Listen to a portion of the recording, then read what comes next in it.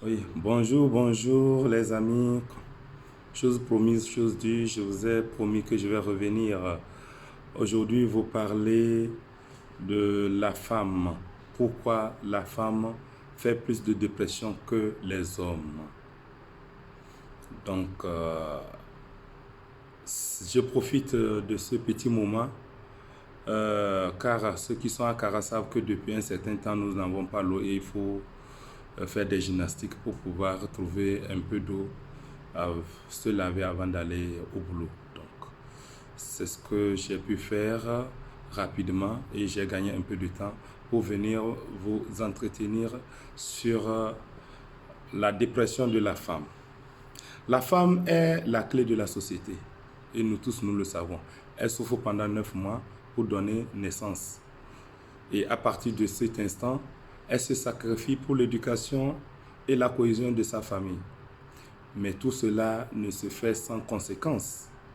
Toutes les études épidémiologiques, tous les constats autour de nous ont montré que la femme a 2 fois de chance de faire une dépression que les hommes.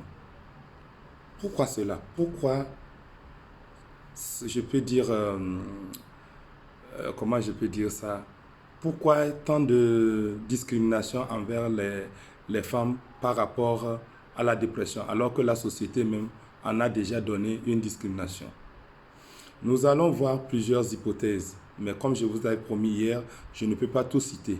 Mais j'ai mis l'accent sur quelques 4 hypothèses que je trouve importantes. La première hypothèse, qui est un facteur de risque, ce sont des facteurs de risque, c'est lié aux hormones. Les hormones que les femmes sécrètent, vous savez, entre la femme et l'homme, il y a des hormones. La femme sécrète les oestrogènes et les progestérones, c'est ce qui l'amène à faire ce que nous appelons les cycles menstruels. Alors que chez l'homme, c'est testostérone qui est l'hormone de l'homme. Mais quand bien même la femme sécrète les hormones féminines, elle sécrète une petite quantité d'hormones masculines, testostérone. Inversement, les hommes sécrètent une toute petite quantité d'hormones féminines. C'est pour cela que vous allez voir quelques différences, comme une femme qui a la forme d'un homme ou un homme qui a la forme d'une femme, en fonction de la quantité d'hormones qui est sécrétée. Si la quantité d'hormones masculines est plus importante que un peu plus élevé que la normale, vous allez voir, cette femme va se comporter comme un garçon. Mais là n'est pas le problème. Le problème se trouve au moment où, durant les cycles menstruels, la femme peut changer d'humeur. Elle peut devenir triste, elle peut devenir irritable. Et pire encore, après accouchement.